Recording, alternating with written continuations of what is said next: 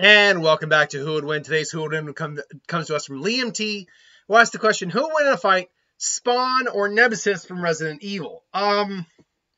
This is another one of those examples of a versus where I looked at it and went, I really should consider doing a one episode that's like a 5 or 6, 7, just quick, rapid fire ones, because this is kind of another stomp. I mean, look, we all know who Spawn is at this point. Spawn was I believe it was Al Simmons or Alex Simmons. I can't remember the first name. But he was a mercenary, died, came back as a Hellspawn. He wears Lilith of the Seventh House, I think it's called. I believe it's the Seventh House.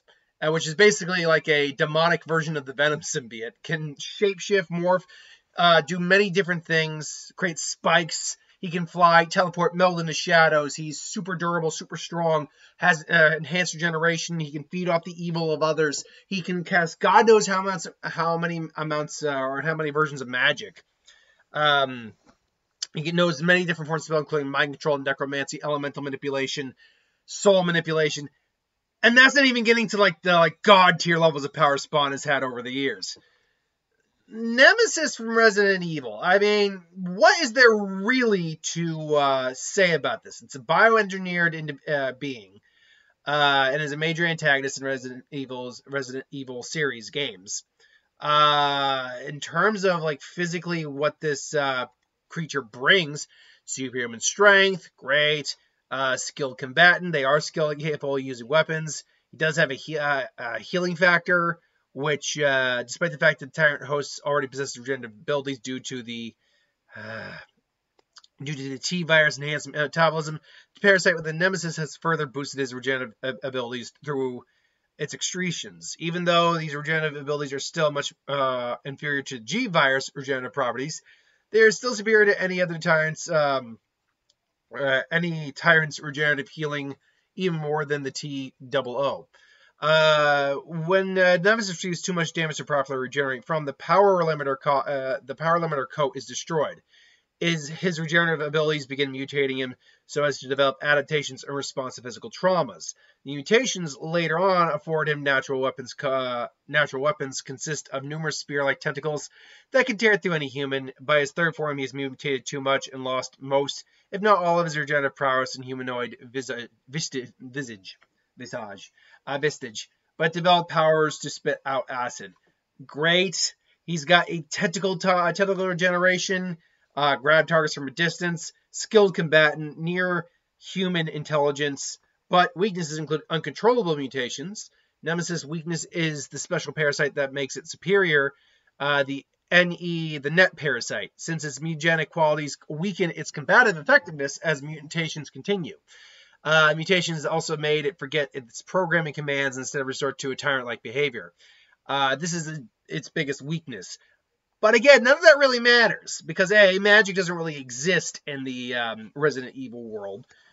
And everything that this guy has, Al has in a different way. The only thing that the Nemesis mutation... Sorry, I'm on my bed. For some reason... off. But everything that the Nemesis tyrant has, it's not really a tyrant. Tyrants are a different class in Resident Evil, but everything that Nemesis has, Spawn has. He has regeneration that's extremely powerful. He has shape-shifting and magic that compensates for the mutation effect. He's also a skilled combatant. He actually has human-level intelligence. He has enhanced speed, enhanced durability. He has everything that Nemesis has, and then some. The only thing that people might argue the Nemesis could do, and I'm sure this is probably the argument that could be made, is that the Nemesis might adapt to some of Spawn's abilities. But the Nemesis, apparently, the mutation, the adaptation, seems to respond more to physical damage than actual abilities. Let's see here. His regenerative abilities begin mutating him, so he has developed adaptations in response to physical traumas. But that doesn't mean he just gains immunity to something. He just gains adaptations for them. Would he gain something to adapt to magic? In theory, sure, but the level of adaptation that would take for any fit organic being to do that would probably be so vast that he would probably already burn out his ability to adapt at that point.